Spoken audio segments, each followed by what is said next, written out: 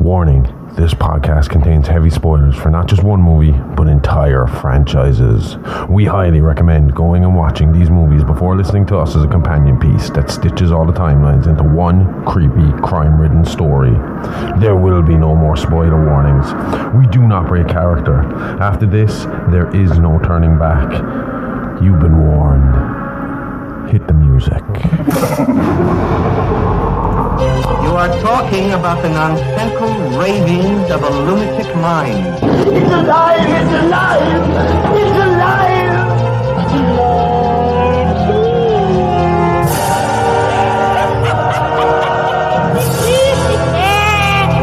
alive!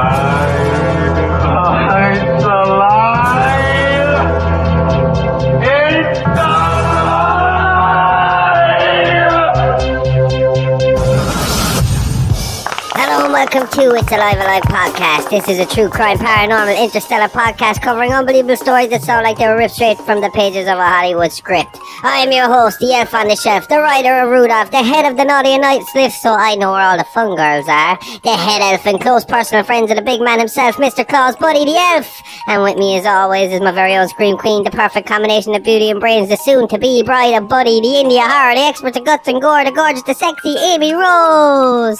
Hi, Buddy. What's up, pretty lady? Not much, you. What the fuck is this?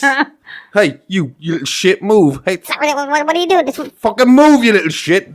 Fucking asshole. Go fucking hide. Before I kick you out of here. You're going on the naughtiness list. Kiss my ass. Molten that little prick, huh? I know, yeah. Fucking hell. Don't know if he's a good influence for the kids or not. We might have to get rid of him. Nah. Let her complain to the North Pole. And he's not the only one that we're going to be dealing with today that is naughty Christmas people, bad Santas and the such. Yep. We got two today. This week we're not going to do the horror verse thing. We're going to do things a little more festive, a little more fun. They're still bad guys. Yeah. We're still going to talk about bad people. Well, Willie isn't a bad guy, I suppose. yeah. There's one guy in the middle with a redeeming story, and the last story is a nice redeeming. The bad guys get what they deserve in the end of all these stories. So people with the proper good hearts. But they're more fun stories.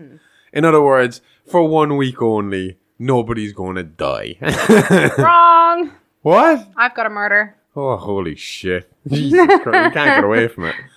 Well, with my two stories, no one dies.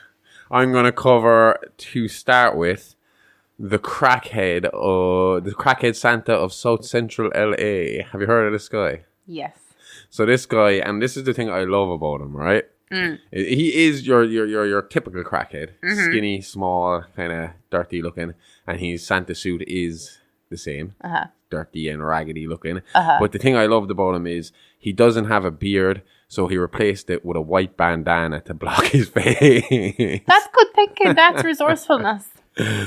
So this guy, he usually strikes obviously around Christmas. I'm sure he's just regular crackhead robber during the rest of the year. Maybe he dressed up like a bunny rabbit for Easter. I don't know.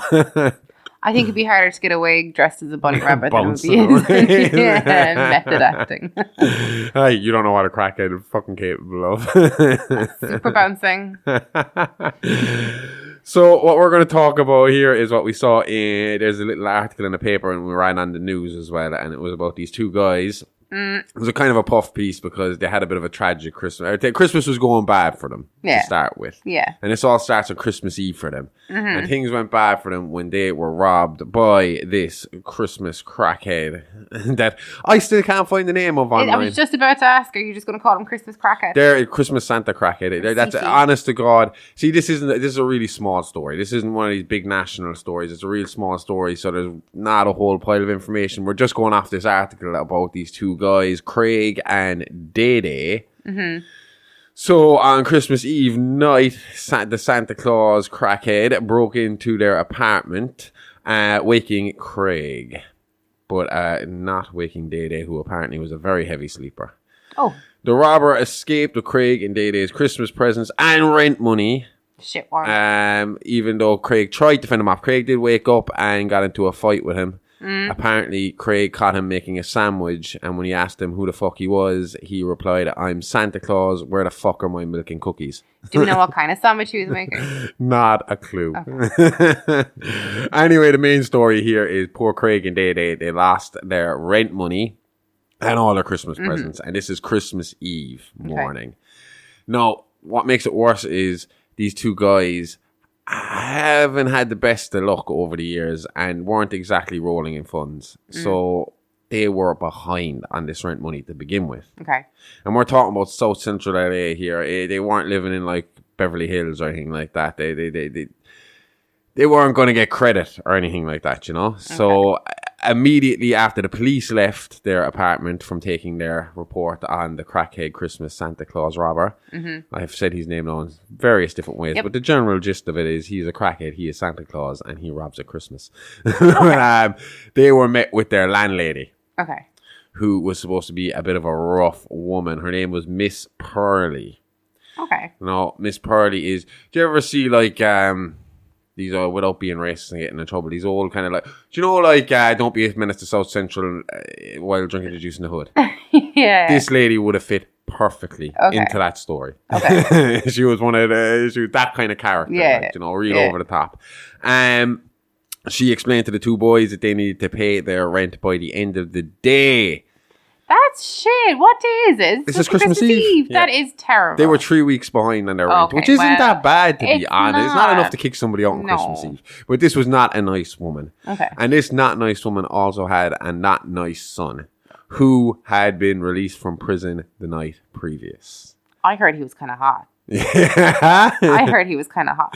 Well, you weren't his type. Okay. Damon was this guy's name, Damon Pearly, and apparently he had developed a bit of a taste for the young, skinny boys. Okay. No, young, I mean still within age, but yeah, in prison. Yeah. Okay. Yeah. So he had converted while in prison, but stayed on that team when he moved out of prison. He was still happy. He was a happy gay man at that point. But he was a dangerous gay man who informed Craig and Dede that if they did not pay their rent in cash, they would pay it in another way with him alone in a room. Yeah. So they were highly motivated to go out and get this money. Luckily, the two boys had gotten jobs at a strip mall as security for Christmas. On this strip mall, there was they was their father and uncle that got them the job. Well, their fathers, because they were cousins. Okay. Got them the job. They owned a barbecue and barbecue chicken and rib joint named Bros Barbecue. So ribs so good makes you want to slap your mama. That was their slogan. I'm not being racist again, I swear. Their fathers' names were Willie and Elroy. Shortly after they came on duty, the power of being in charge of this strip mall security went to Dede's head. After how many hours in the job? Not long. I mean, like instantly. From what I've read, pretty much straight away. Okay. So the problem was, I mean, like Craig, apparently, from what I can tell from the interviews I've seen of him, is a pretty down-to-earth, level-headed guy. Yeah. A pretty serious guy, to be Okay. honest. Yeah. Looks like he's never smiled a day in his life. But Dede, on the other hand, is very high-strung. Yeah. Very wild, very flamboyant, and like to play it up for the cameras when he was telling his side of the story. Okay. And whereas Craig referred to himself as mall cop, rent-a-cop, and just security, they like to call himself top flight security. Because it was on his uniform, on the little badge on their uniform, they called him top flight security. Okay. So he saw himself as top flight security. Yeah, a bit more than what he actually was. Had delusions of grandeur, I think, is what they say. Yeah. This caused him to. He was very lucky. His boss warned him apparently that they weren't to let anybody hang out outside the liquor store. Okay. They saw 3 old ladies singing Christmas carols outside the liquor store and went and told, and I quote, those hoes to stop selling that skanky ass pussy on his corner. Later on, their grandsons came by to visit and they didn't know they weren't selling shit in that corner, but they managed to avoid them and stay hidden. I think it was their boss that actually got beaten up for that, causing them to lose their jobs in the end of the day. So the reason these guys' story is so connected to the Christmas crackhead Santa robber guy is that they came across him 3 times in the same day. And were robbed by him twice out of the 3 times. So the first time was at the apartment. The second time was after this chase down with these hoods that were looking for him to beat him up. Craig decided to try and calm Day down by having a little smoking steam. Okay. So they were before they could really get into it, they were stopped by Day-Day's dad, Elroy. Elroy's the dad, and Elroy. But he just wanted to join in. Yeah. So the 3 of them were just about to light up when they were again accosted by the grandsons. Santa's Crackhead Christmas. And he held them at what they believed to be gunpoint and stole everything in their pockets, including... And Elroy was a very flashy guy. Elroy had actually won the lotto a couple of years previous and burned through all the money. But this guy was known for wearing very flashy clothes and had a Rolex on, which Crackhead Christmas Santa took. No, I don't believe it was a gun. I think at the end, the guy said that it was actually just a bottle he was holding in a paper bag, pointing at him. You know, so the end of the bottle. You wouldn't really take the risk, though, would you? No, but that's it. Yeah. Especially in America, are you really going to fucking chance your arm with a fucking crackhead holding fucking what you believe to be a gun? Someone was holding a banana to me, and they told me it was a gun over there. I'd be like, right, that thing can shoot. But there's an awful lot of cases of this where fellas just, the whole shit of just the hand in the pocket, pointing out like a gun. You could do that. Like, you can go into a bank and do that, and you will be done for armed robbery afterwards. You know? Anyway, the guys being fired, they didn't really have much of a chance to get that rent money. You know? So they were in fucking big trouble when they got home. They had also planned a Christmas Eve party for their family and friends. Like, they don't have kids of their own at the moment. So they're at this point in their family's timeline where the parents are old enough and they're old enough to have a party on Christmas Eve without having to worry about getting up Christmas morning and opening presents and shit, you know, for the kids. So they were having a bit of a wild one on Christmas Eve night at Craig and Day-Day's apartment. They had promised that they would pay the rent by the end of the night. Damon was present at the party to make sure that money was coming to them. Okay. In the meantime, on the strip mall as well, there was a little shop called, hang on, no, I'll find the name of this because it's a good fucking name. It is Pimps and Hoes, run by a guy by the name of Money Mike. What did they sell in Pimps and Hoes? Just regular clothes by the sound of things. I mean, they did have kind of real like flashy pimpy clothes, like, you know, you'd see in like fucking Huggy Bear and fucking stuff like that from fucking Stacks. Stereotypical, yeah, over the top. And Money Mike dressed exactly like that. Okay. So, do you remember like How High? The pimps and that. Yeah. That's how Money Mike dressed. Okay. And that is some of the clothes he sold. But he also sold regular clothes like FUBU and stuff like that, you know? Okay. So, because Craig and Day-Day had stopped a robbery in his shop that day, he became kind of friendly with him and he agreed to come by to the house as well. Now, in the meantime, Craig had a crush on his Money Mike's girlfriend. And Money Mike acted like a pimp in every fucking way and treated his girlfriend like shit. Now, Money Mike would also be helpful to the 2 guys at this party because Damon took a bit of a liking to the short, skinny, long-haired, flamboyant Money Mike. Being just feminine enough for him and just manly enough for him at the same time.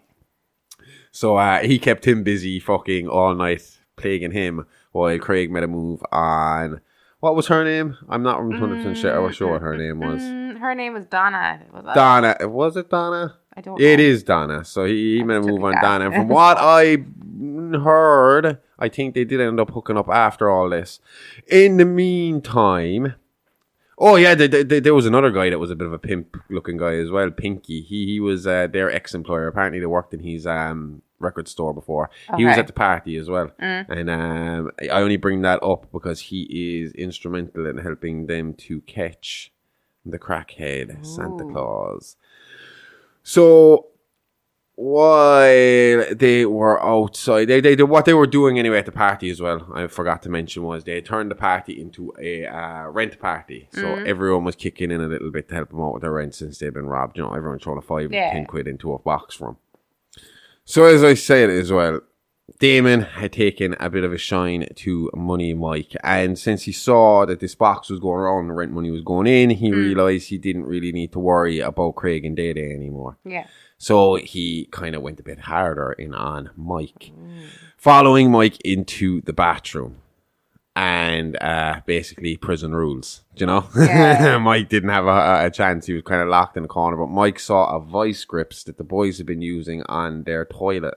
I think it's a flusher. I'm not 100% sure. A vice grip. Oh, as a flusher. Yeah, Okay. attached to the thing because it was There's no broken. handle, You know, yeah. these two guys are broke. It's a bit of a rundown apartment.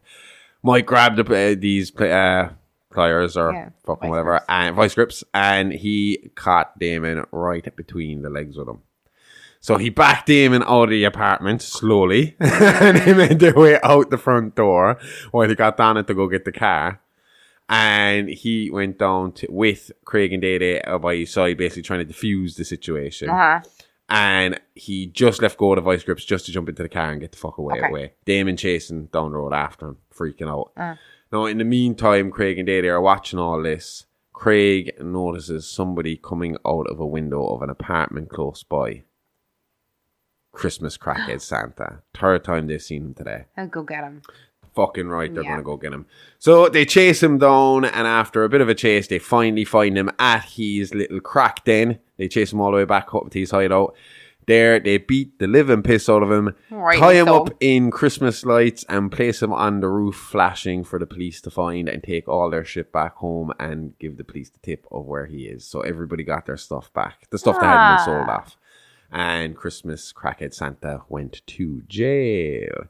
So it was a nice end for Craig and Day Day. They're the real Santies in the story. Well, that's it. They got their presents back. They got their rent money back. They got extra money from their rent party. And they got to finish up on a high note. Yeah. So, like I said, a nice festive, happy ending to our first story of the day. Okay, it's honesty time. We have a confession to make. We suck at socials, no good at Insta, can't send a tweet or an X or whatever that super villain looking motherfucker is calling it now. Stick to your space cars, Elon. But we know you want to chat. You want to be kept updated. You want to be alive all the goddamn time. So we're getting down from the antisocial soapbox and giving this a try. So come chat to us on Insta and Twitter at AliveAlivePod, or hit us up by email at itsalivealivepod@gmail.com. We want to hear from you. Tell us what you like, what you don't like. This is a project. It's still a work in progress, and we just want to give you more what you like and less of what you can't stand. So give us a like, give us a follow. We'll always hit you back, and we'll always try to reply to everyone. So come say hi. We don't bite. Well, at least Amy doesn't. And she keeps me well fed, so you got nothing to worry about. Now, back to the show. Okay, so are we staying in we're staying in a sunny area for this one. This is another, because we were in California. I always thought that would be weird, a sunny Christmas. Do you know, you see the Australians and they're like going to the beach at Christmas time. I imagine it's the same in like California. And this one is what, Arizona? Phoenix? Phoenix, Arizona. I think of Phoenix, Arizona, and I get a sunburn.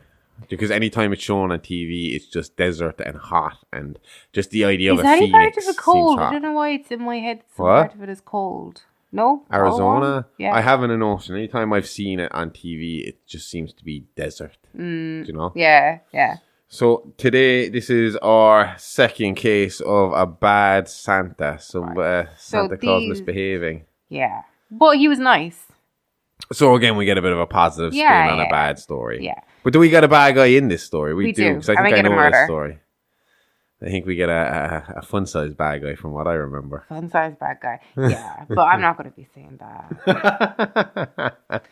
So my guys, Willie, Soke, and Marcus. I'm not too sure of Marcus' name. What a fucking unfortunate name. I need to say it differently. Willie, Soke. Isn't that what the Mormons call it? Don't they soak? They soak it. And so they're technically not having sex because they're not pushing in and out. But I saw a follow-on to that, and I don't know how true it is, but like the whole soaking thing, and then their friend jumps up and down on the bed. But do they not have to wear special underwear and everything for this? Yeah, I don't know, like church clothes, church garments. I don't know what they call Like it. special underwear where I think it's just your Mickey slips out. And they're just literally areas for the openings, and that's it. Like you don't see anything. When I saw them, they kind of looked like long johns, didn't they? I have no idea. Probably. Yeah. I'd assume they'd be covering most of your body Yeah. if they're super religious. I think so. Do you remember the time we stopped the poor fucking Mormons outside our door? Well, me and Bob did. I was upstairs I shaking my swear head. to God, most people sit outside their house and they see Mormons coming. They're like, oh no, we better not answer the door when they get here. Myself and Bob sat there, saw them coming in the top of our estate, and we were like, we are not moving until they get here. And to be fair, there was two of them. And one of them was a stuck-up ratty little cunt who didn't want to have any fun at all. But the other guy was And the talking other away. guy was just full Yeah, of right. laughs, like, and just wanted to have the slag. Like, we almost had him in having a beer with us at one point. But I think a lot of them are just looking for, not just, but like they want an open debate, like, and you were giving them that, like, Right, you know, in, we in, were in just a having good fun way, with him. like. I think yeah. that was the time I was wrestling too. So once that guy found out that I was a wrestler, like he seemed up for chatting, but he said I think he said he liked wrestling, but because of their beliefs, they weren't allowed to watch it. So he Go wasn't away. allowed- they're So not how allowed- does he know he liked it? I suppose he must have seen it at some point, but they're not allowed TV. So is that like a sin I would assume so. because he watched it? By their standards, I assume so. But again, that's by the standards of the people whose religion was put together by a guy who looked in a hat and read out loud what he was being told by Jesus. What? Did you not know how the Mormons started? The Mormons are a specifically American fucking religion. Okay. So I watched the Soke Park Well, episode. like he got because his on Soke 10 Park, it's like, commandments this out of is a hat genuine. kind of thing. So what he claimed was that he got these guiding stones or some shit like that from the forest close by, and that only he could read them. But he'd have to put them into this hat to read them. And he convinced this, I think he was a lawyer or something, to let him dictate to him. And he looks into the hat and he reads out what's being said to him, the new commandments by the Lord, like, and all this shit. Okay. And your man takes him down, and all these new stories as well for a new Bible, right? Okay. And your man's taking it all down. Okay. Your man goes home to his wife, Yeah. who is skeptical, Obviously. intelligent woman, Yeah. and she tears up the notes and she said, right, if he is really the fucking prophet, then when He you would go be able back, to, yeah. he will be able to repeat this word for word and you can take it down again. So he went back, he explains to, what's his name, Joseph Smith, pure American name, Joseph Smith, that this is what happened, my wife's after destroying him. She reckons if you get... Joseph tells him that God is angered by him destroying it, and he will tell him again, but not word for word. And this guy buys it. And this guy is a lawyer. And they write the fucking thing again, and that becomes the Book of Mormon, and then Mormons all believe in it. So this all stems down to a guy. And like the Book of Mormon is the belief that Jesus believed America was the promised land, like, and Jesus came to America. And that when he comes back, he is coming to America again. So this is the Americanized religion, like Mormonism. South Park have it wrong. It's not going to be the Mormons. What, in heaven? Yeah. I'm joking. Whatever makes you happy. But this is the one. Do you not remember it's the one where they're like, every time, like, they've like music playing as the story's playing out of Joseph Smith. And every time there's like a lull in the speech, then I cut to like break up the fucking parts. The interlude in the music is dum dum dum dum dum. Oh, yeah. I do remember that. Anyway, yeah. So that's where back Mormonism to not comes Mormons. Actually, I'm not sure what they were, but it was. Point is, yeah, at the end of the day, it is more fun to stop and talk to the Mormons than it is to be mean to ignore them. Yeah, there's no need to be mean. Anyway, Willie, Soke, and Marcus, they were two professional heistmen, and they took on kind of like a Santa Claus and his elf because Marcus was quite small. Oh, so this is our first heist story that we covered on It's Alive Alive. Exactly. So they kind of did that every year at like different shopping malls. So they did a mall Santa, and he was the elf. The elf every year, like, and that was in order to kind of get to know the security system, so that on Christmas Eve they could override the security system and then do a runner with the safe or with the contents of the safe. Oh, that's fucking smart, because that's when all the cash is going to be there. You're just after the busiest shopping day of the year, and they've spent the last maybe month or two sitting there scoping the whole place out. Yeah, it is, except when your Santi is kind of, he's alcoholic, he's an infomaniac, and he was starting to not being able to perform as a Santa should. I don't know if that's a reference to his nymphomania or his actual job. It's his actual job. I'm pretty sure he was Santas fine. are all drunk fucking... No, it was getting bad. As far as I know, it was getting like, as in he was starting not to be able to hold it together. Yeah, exactly. So this year anyway, they were... Basically, if you put him next to Crackhead fucking Santa, there probably wouldn't be much of a difference. Oh no, there would be. Oh yeah? Oh yeah, he wasn't that bad. As in, I don't think he's going to actually break into your own home on Christmas Eve. I think it's Joe, he didn't mind because it was a place of business rather than an actual home. But yeah, they were hired in Phoenix, Arizona, and literally from the minute they got there, like Willie's behavior and kind of he was very vulgar around the children. So like the mall manager Bob kept his eye was on them straight away. Like, you know, just like the Santa Claus we talked about a few weeks ago. I can't remember, was it on episode 16 or was it on Real Monsters, where it was that Santa Claus who'd been working in that San Francisco shopping mall for fucking like 20 or 30 years, but he started making dirty jokes towards the adults when there was no kids around and they didn't like it. Yeah. And they got him fired. Yeah. So similar but worse. Worse, yeah. But I don't think he's completely unlikable. Again. But anyway, he had also in the meantime met a girl called Sue. She was a bartender, but she had a Santa fetish. Yeah? Mm-hmm. Okay. Yeah. I don't understand that one. But yeah, well, what about the Rise of the Guardian Santa Claus with the tattoos? Oh yeah, I get that one. So during one of his shifts working as a Santa, he was visited by a little boy called Thurman. So he was kind of pretty innocent and a bit overweight, and he genuinely believed he wasn't Santa's helper, that he was Santa. Oh, Willie was. That Willie was 100% like the real Santa, and he was often kind of bullied by kind of skateboarders, and he's just a real kind of innocent, naive kid. You feel sorry for him. So after his shift that day, he was attacked by a guy that he had been watching him in the bar where he'd met Sue. He was attacked in the parking lot.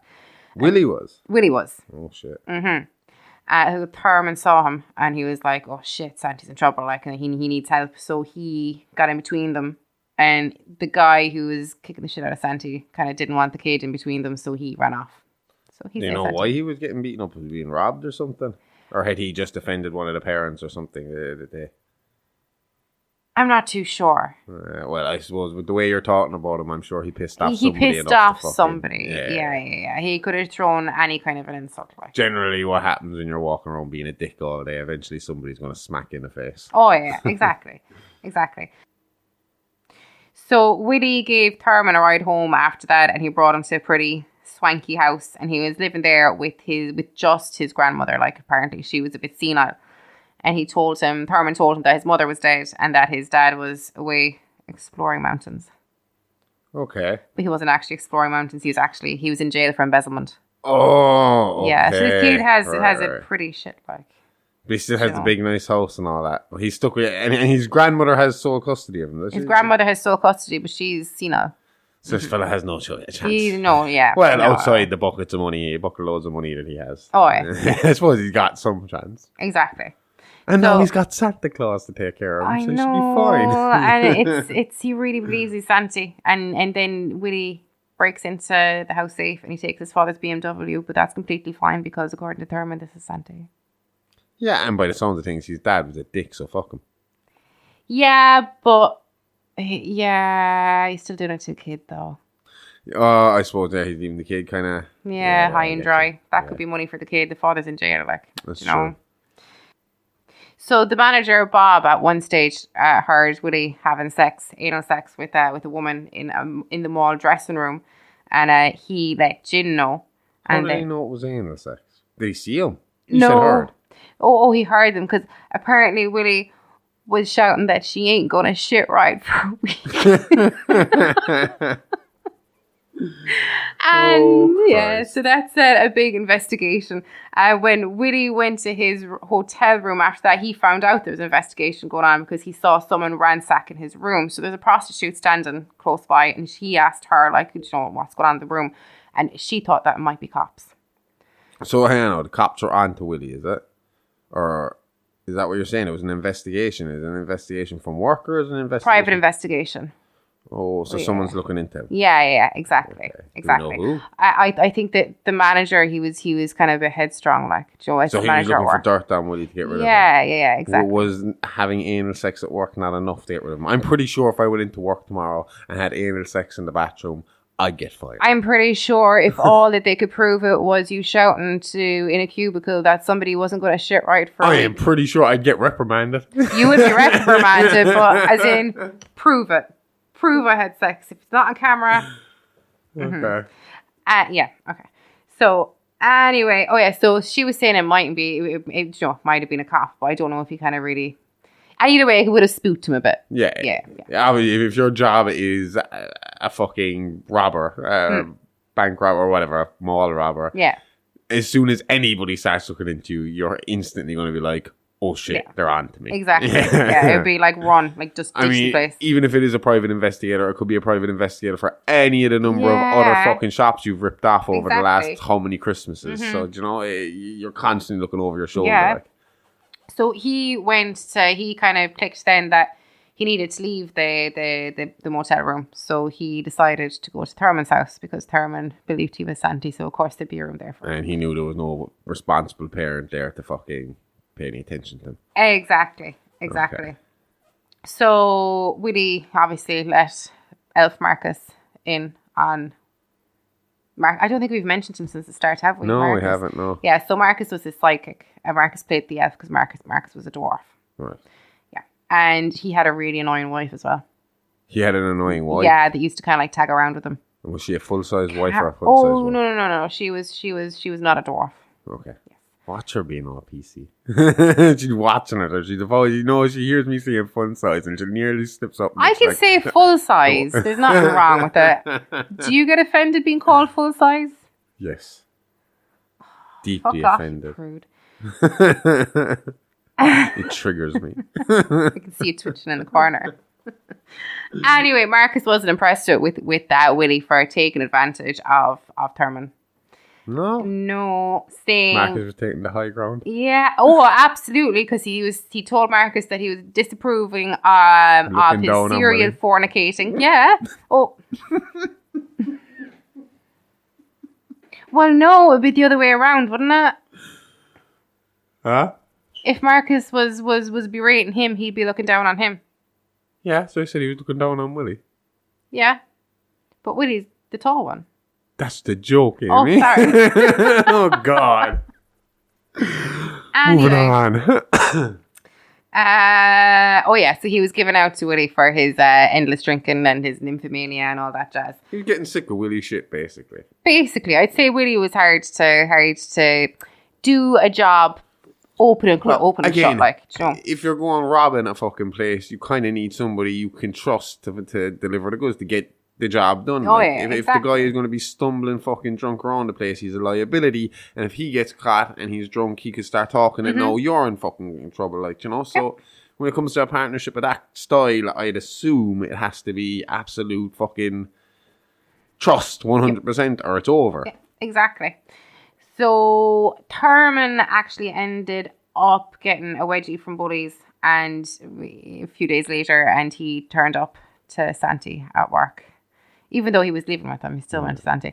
And he told him that he was after getting a wedgie by Bullies, and that he, instead of wanting a purple elephant like he requested, he wanted a pink elephant. Okay. Yeah. He's pure adorable. Like, my heart's breaking for him. Like, I don't like even reading about it. But especially at Christmas. So, he's just a very, very innocent fucking friendly child. Yeah, exactly. So... Excuse me. Willie ends up he showed Thurman how to defend himself against Bullies, and they start kind of forming a bit more of a bond. And I think Willie starts kind of seeing himself as a tiny bit of a father figure more and more towards him in kind of like a weird kind of way.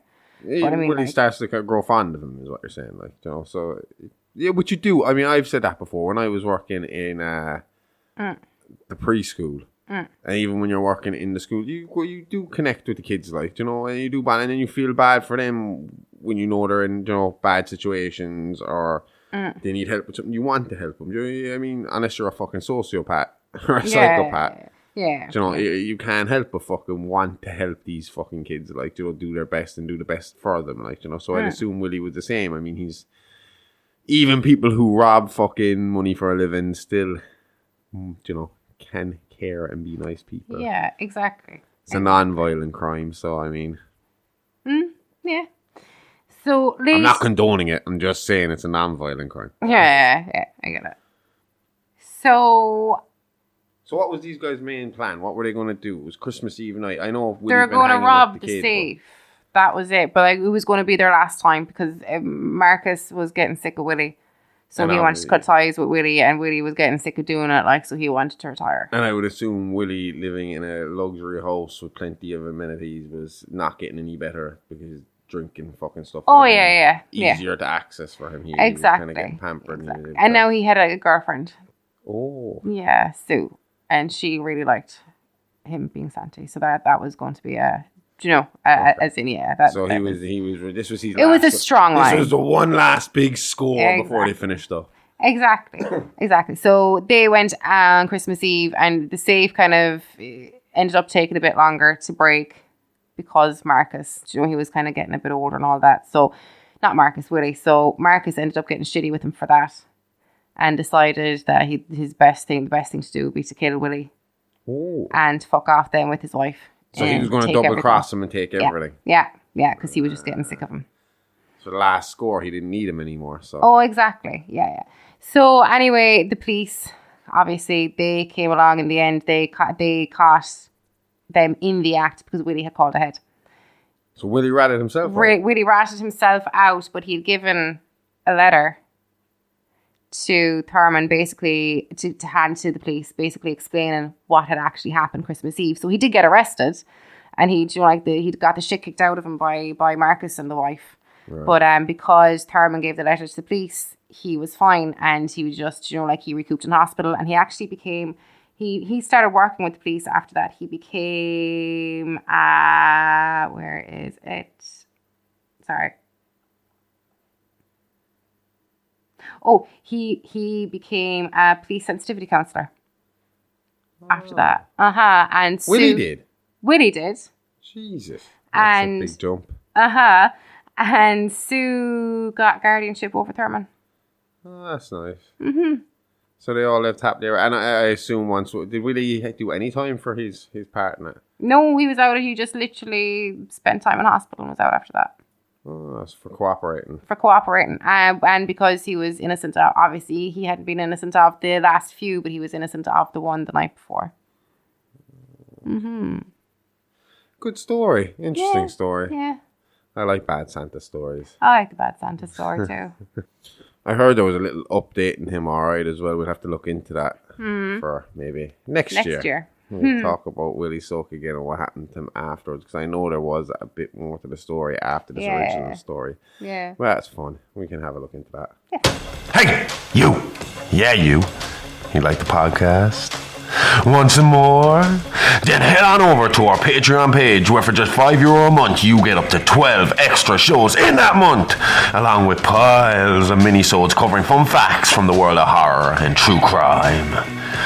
Each week we drop multiple shows such as Real Monsters, where we look at the inspiration behind the movie Killers, or Behind the Mask, where we take a look at the influential people and happenings in the world of Hollywood. All this, plus movie reviews, watch-alongs, and regular AMAs. That means ask me anything. You really do get a bang for your buck. And by bang, I mean like podcast. I'm not soliciting or anything. Shit. Moving on. For just €5 a month, all this could be yours. So head on over to www.patreon.com/IAApod. That's www.patreon.com/IAApod. And start listening now. So, Christmas is supposed to be like a happy time, festive time when everybody is good to everyone. What is it? Goodwill to man on earth, isn't it? Or something like that? Yeah, I think so. But unfortunately, we know better, and Christmas is a very high time for burglary, as our last two cases have shown. Yeah. This next case is a little more interesting. I think a lot of people would have heard of this case because it involves an 8-year-old boy named Kevin McAllister, who takes down a duo of bandits known as the Wet Bandits, who had been plaguing Chicago, Illinois around 1994? 1994 sounds familiar, but why were they called the Wet Bandits? They were called the Wet Bandits because their trademark, after robbing and ransacking the house, was plugging up all the sinkholes and turning on all the taps, flooding the house in the process. Why? Just because they could? As a calling card, just so that they could be seen. Yeah, there were two guys. It was Marv, I think, was the name. Harry and Marv, I think, are their names. Let me have a look here. Yeah, Harry Lime and Marv Merchants. So Marv had this kind of thing about wanting to be known as. He saw himself as a bit of a Robin Hood kind of like. All the best have calling cards and names. You know, you had fucking nicknames like fucking what's his name? John Dillinger. What was his nickname? Did he have a nickname? I don't think so. Public Enemy number 1, I suppose. Babyface Nelson. Fucking Al Capone. Scarface. I'm joking. Al Capone. He didn't like that name though. But most of them didn't like those names. But Marv had a thing. He wanted to be known as the Wet Bandits. So the Wet Bandits had been plaguing the richer areas of Chicago, Illinois, coming up to Christmas, especially coming up to Christmas. And Harry had the bright idea to check out one street in particular where he had gotten a tip that the vast majority of the people on that street will be away for Christmas. So they'd be going to their respective families for Christmas. That's common though, isn't it? Yeah, well, in this case, this street would have been like 5 or 6 houses where there was going to be no families in it. So Harry, dressed as a cop, went to visit each of these houses, acting as a cop, telling them that, you know, this is a high time for burglary. We just want to make sure you have the right security systems. Basically getting each of their victims to give them their security details, to tell them what kind of security is in each house that they are about to target.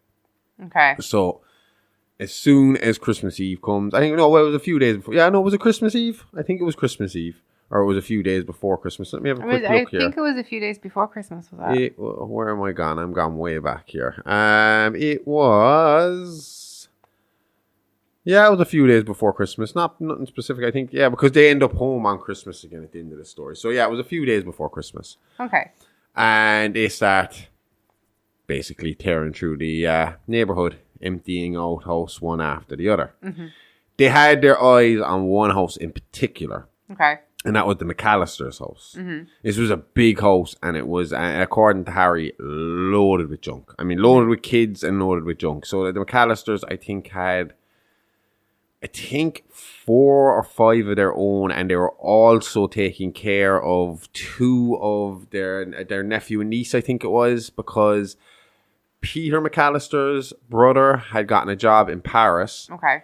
And he moved, but he didn't want to move his kids out of school in the middle of the year. Yeah. And move them to a foreign country. So they stayed behind with the McAllisters and lived with them until they finished school.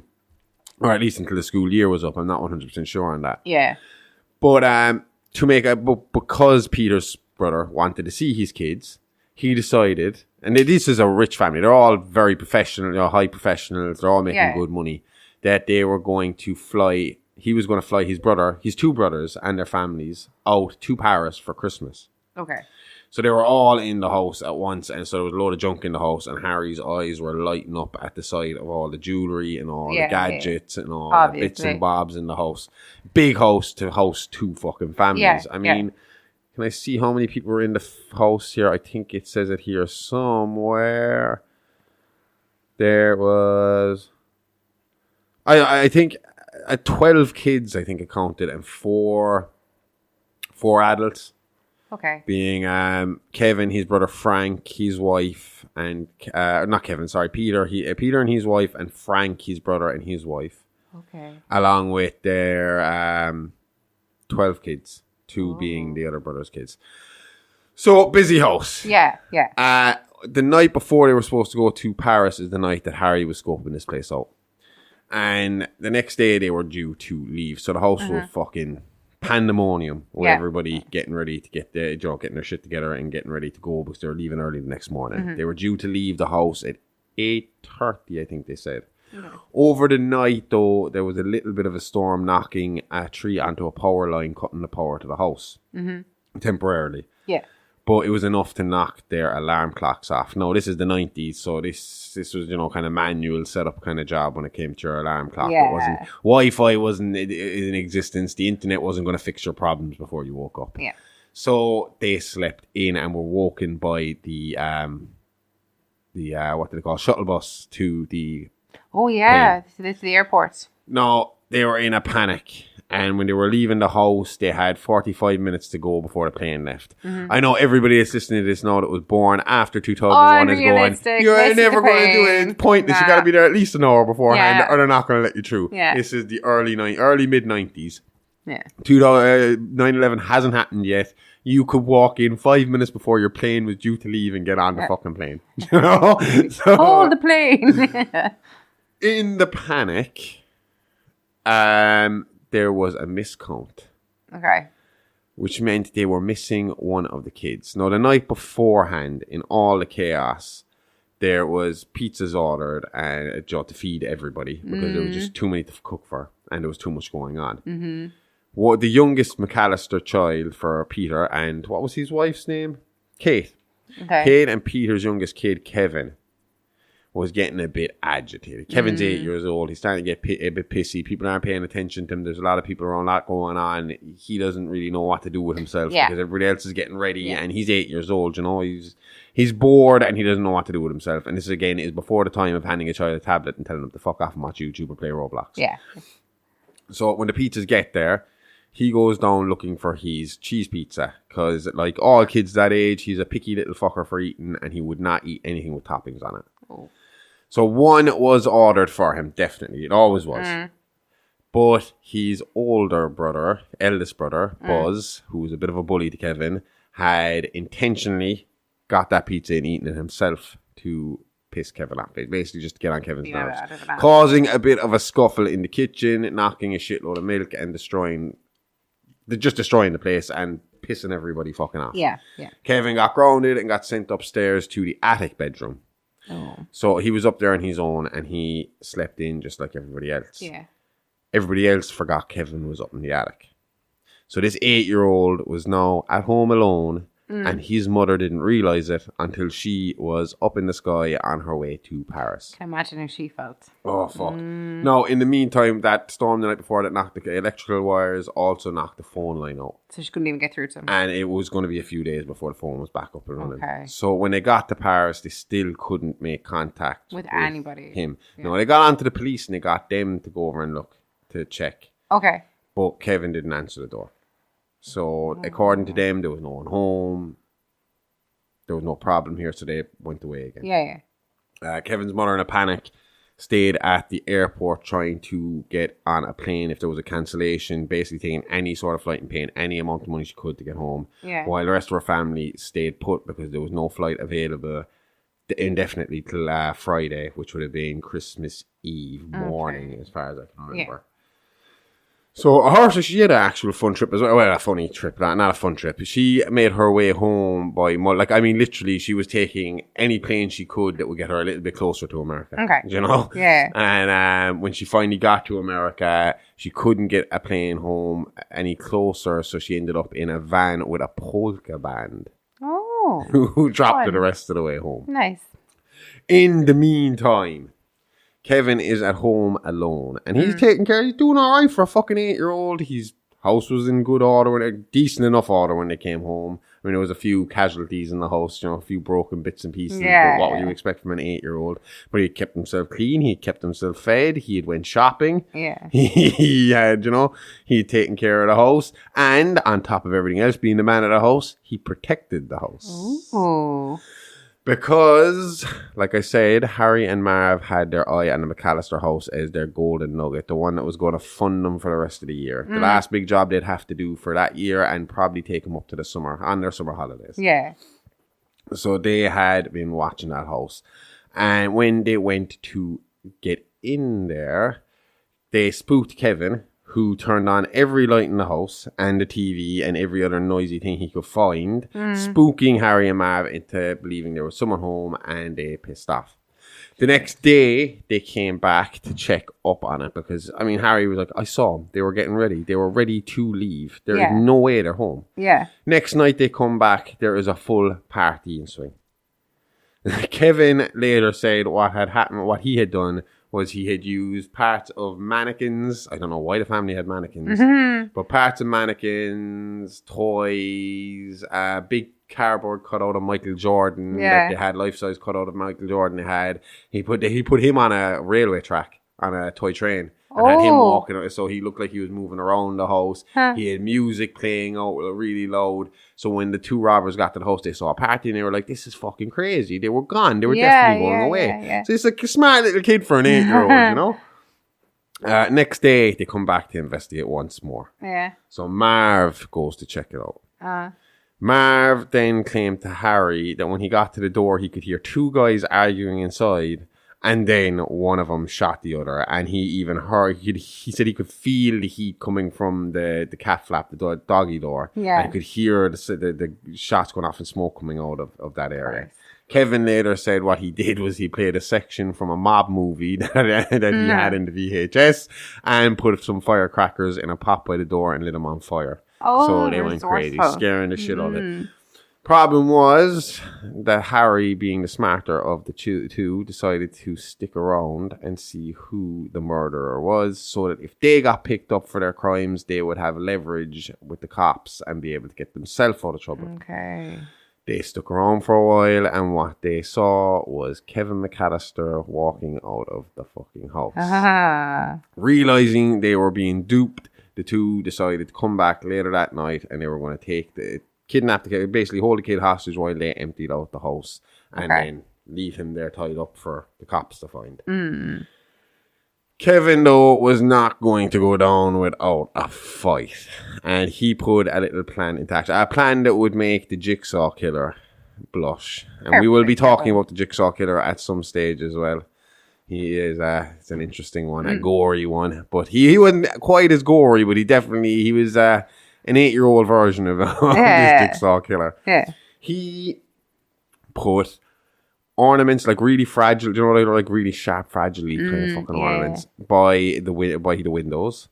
He put Hot Wheel cars and, like that game where, I can't remember what it's called, where you bounce the ball and you got to try and pick up as many of those little pegs as you can.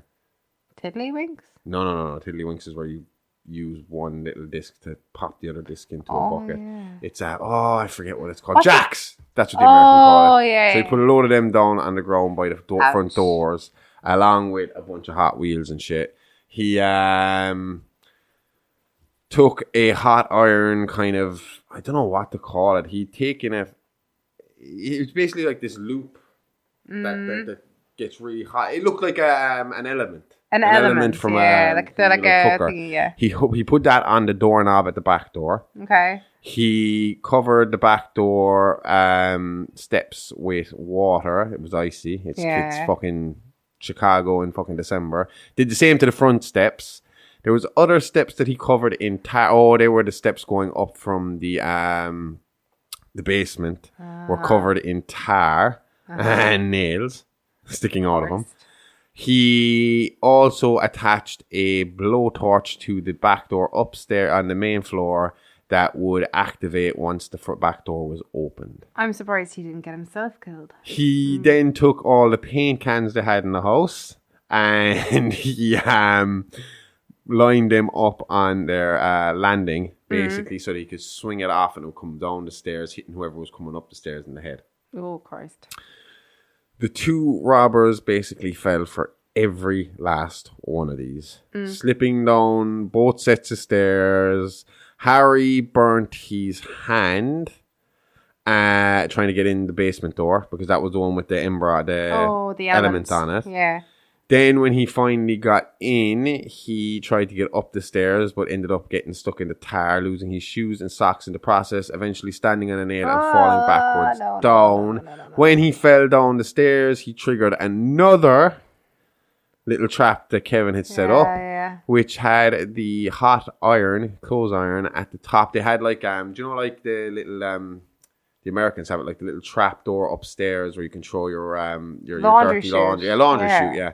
So he had the hot iron on the laundry chute upstairs. So that fell down and went head first into Harry's face.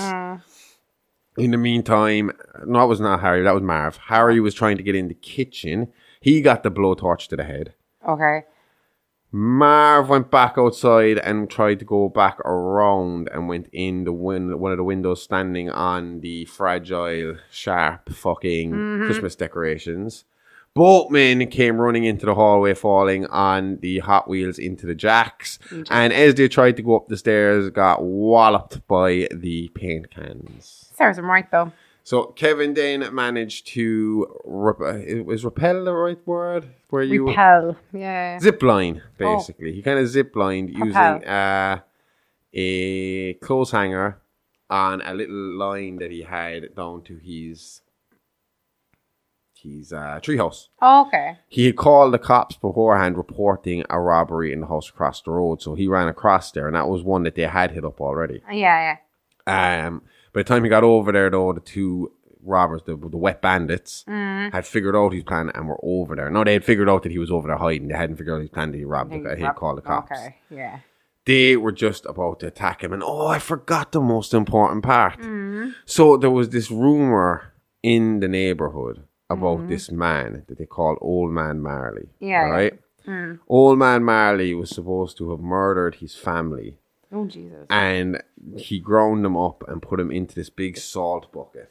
And he went around the streets salting the icy roads. And Kevin and his brothers would often look out the window and see him, and it would scare the shit out of them and they'd hide. Yeah.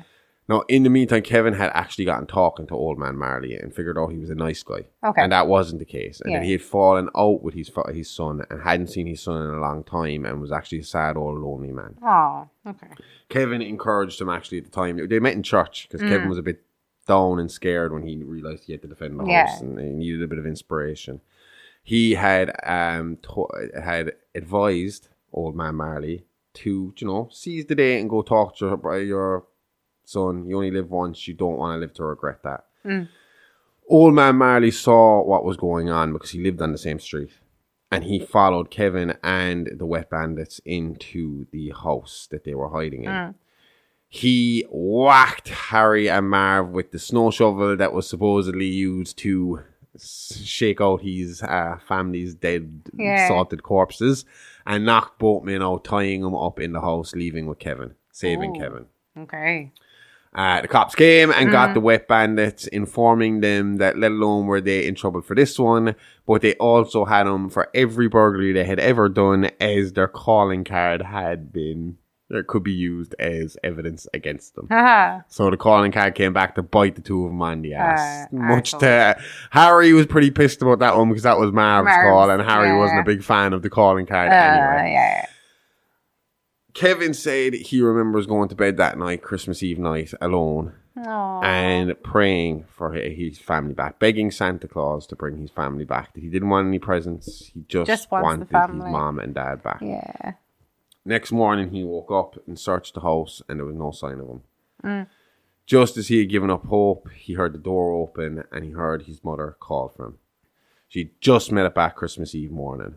Oh. Minutes later, the rest of his family came in, and if his mom had been patient instead of spending all that money and traveling the fucking country, the whole country trying to get back to him, she would have got the Friday morning flight with the rest of the family and gotten home in time at the same time. I would have done what she did.